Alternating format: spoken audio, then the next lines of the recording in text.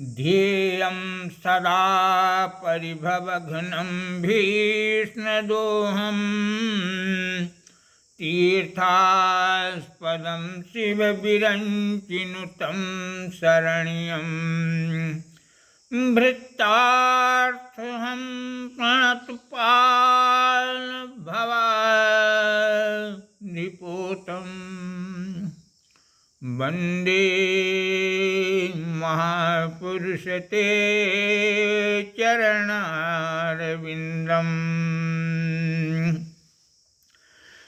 मेरा एक प्रिय शिष्य मुझसे पूछा, क्या राजा दशरथ ने श्रवण की हत्या की है? प्रश्न तुम्हारा बहुत अच्छा है। इससे बहुत शिक्षा मिलने वाली है। एक बात का दूसरा मार्ग निकलने वाला है। बेटा,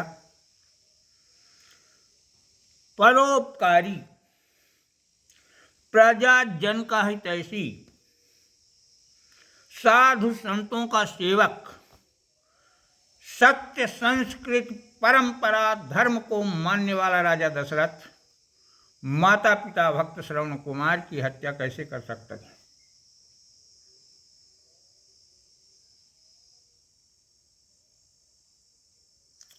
इसके लिए एक कथा सुननी पड़ेगी। सुनिए। ब्रह्मा जी से वरदान मांगते समय रावण यह कहा, मानर मनुज जाति दुई बारे। यह बात संदेह के परिधि में आ गई। वह ब्रह्मा जी के पास गया, पूछा, मेरी मृत्यु किसके हाथ होगी? ब्रह्मा जी ने कहा, रघुवंश में एक महावीर उत्पन्न होगा जिसके हाथे तुम्हारी मृत्यु है। उस दिन से रावण इस फिराक में हो गया कि रघु न रहेंगे न हमारी मृत्यु होगी, न बांस रहेगा न बंसी बाजेगी। वह राजा रघु के पास पहुंचता है। अयोध्या में जाकर उनको युद्ध के लिए ललकारता है। वहाँ के जो द्वारपाल हैं उन्होंने कहा कि महाराज अभी राज्य में उपस्थित नहीं हैं, पुनः आना। ठीक है, मैं भी जा रहा हूँ, लेकिन उनको बता देना मुझसे वो युद्ध करें। रावण लंका चला गया। जब महाराज रघु अपने राज्य में आए, रावण के आने की बात जानी, तब उन्होंने सोचा कि यह राक्षस उपद्रव करता ही रहेगा, यहीं से ना उसको सबक सिखाएं। अयोध्या में बैठे ही यहाँ से उन्होंने एक ब्रह्मास्त्र का संधान किया कि लंका में तहस नहस होने लगा। बहुत से लोग उसके प्रभाव से मरने लगे। रावण ने जब ये बात जानी, वो समझ गया कि ब्रह्मास्त्र है, उसका निवारण किया और फिर सोचा ये तो खतरनाक राजा है। यदि ये अयोध्या में बैठकर इस तरीके से हमारा विनाश कर सकता है तो जब आमना सामना होगा तो ये भारी पड़ेगा। चलो छोड़ो। अब प्रतीक्षा करने लगा। जब राजा रघु अपने पुत्र अज को राज सिंहासन में बैठाकर वन में तपस्या करने चले गए, तब सोचा कि अब तो रघु तप साधना करके परम धाम को चले गए, देखते हैं अब उनके दूसरे पुत्र को ही नष्ट कर दूंगा। अज के पास जाता है। महाराज अज भगवान की पूजा कर रहे थे। वो प्रतीक्षा करने लगा कि इनकी पूजा समाप्त हो तो इनसे बातें करें। महाराज अज अपने हाथ में पानी डालकर उस पानी को अभिमंत्रित कर पीछे की ओर फेंक दिए। जब उनका पूजा पाठ समाप्त हुआ तब रावण ने उनसे कहा कि मैं भी पूजा पाठ करना जानता हूँ, कोई भी इस तरह की पद्धति नहीं है कि संकल्पित पानी पीछे की ओर फेंका जाए, आगे फेंका जाता है। पीछे फेंकने का कारण बताओ। तब महाराज अज ने कहा कि दूर जंगल में एक गाय के पीछे एक सिंह पड़ा था, वो उसको खाना चाह रहा था। उसकी रक्षा के लिए मैंने यहाँ से संकल्प कर दिया है। रावण जाते हैं उस जंगल में, देखते हैं कि उसके हाथ से संकल्पित जल की बूंदों से बाण बनकर उस सिंह के शरीर में लगी हुई थी। वो मरा पड़ा हुआ था और गाय निकल गई थी। अब रावण ने पुनः सोचा कि आज भी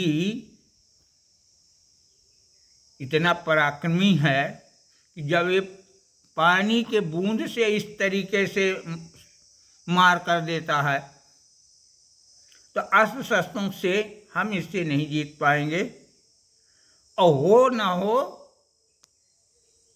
ब्रह्मा का कथन कि रघुवंश में वीर पैदा होगा, तो मृत्यु को क्यों बुलाएं, इसको भी छोड़ो।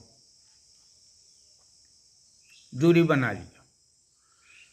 अब जब राजा आज भी अपना जीवन काल अंतिम समझकर राजा दशरथ को राज्यभार सौंप कर वन को चले गए,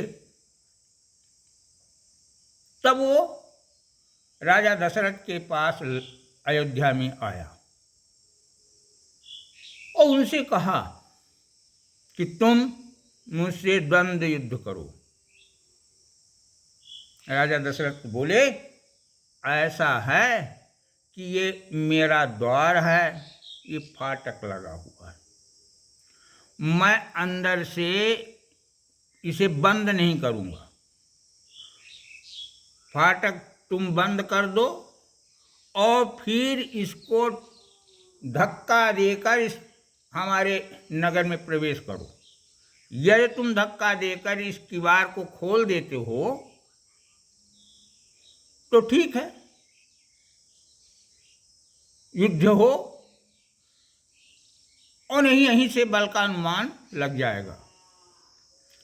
अब राजा दशरथ अपने दोनों हाथों से अंदर से उस फाटक को संभाल लिए। बाहर से रावण अपने 20 भुजा से जितना बल था लगाकर उसको धोसता है, लेकिन धोस कर उसको खोल नहीं पाता और बलात् वह पीछे की ओर गिर कर सुदूत खो जाता। कहा कि ये तो हमसे ज़्यादा बलवान है।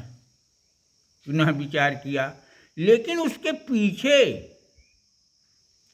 राजा दशरथ के पीछे उनके गतिविधियों को निगरानी वो करता गया। अब जब श्रवण कुमार की बात आती है, राजा दशरथ शब्द वेधी बाण चलाते थे और शब्द वेधी बाण चलाने की क्रिया करने के लिए ही जंगल में गए थे। बताइए, वहां छिपा लुका रावण भी है, वो देख रहा है कि दशरथ क्या कर रहे हैं। हुआ क्या कि जब पानी सरवन भरने लगे तो अब गुड़ की आवाज आई। उस आवाज को सुनकर राजा दशरथ ये सोचे कि कोई जीव पानी पी रहा है।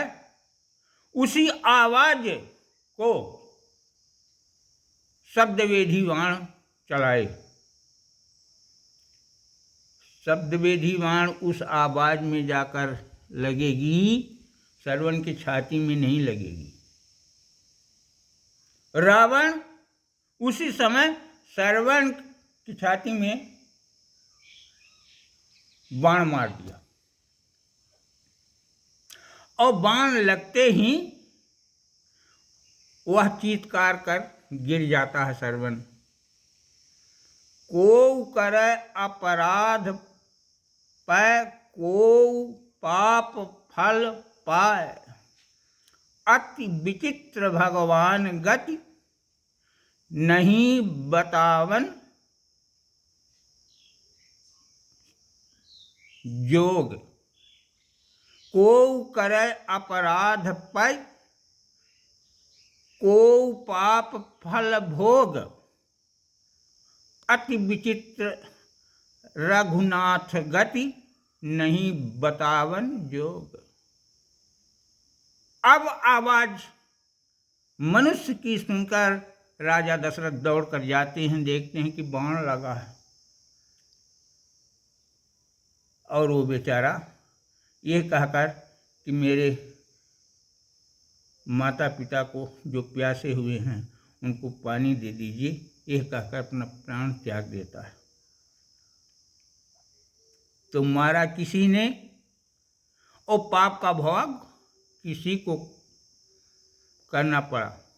आज भी एक घटना होती है कि पाप कोई करता है, अलांछन किसी को लग जाता है। दशरथ को लांछन लग गया। दशरथ जाते हैं पानी लेकर, पदचाप से ही वो सब जान लेते हैं कि हमारा लड़का नहीं है। और जब राजा दशरथ यह सत्य घटना बताते हैं तब वो अंधा कहता है कि तुमने सच सच बखान किया है, इसलिए मैं तुम्हें ज़्यादा दंड तो नहीं दूंगा, नहीं तुम्हें भस्म कर देता, परंतु जिस तरह से तुम्हारे कारण मेरे लड़के का वध हुआ तो मेरा भी वध हुआ अब, और मेरी पत्नी का भी वध होगा। 3 उस बाण के कारण मर रहे हैं, तो तुम भी जिस तरह मैं पुत्र के वियोग से मर रहा हूं, पुत्र के वियोग से तुम्हें भी मरना पड़ेगा। और इतना कहकर वो प्राण छाड़ देता है।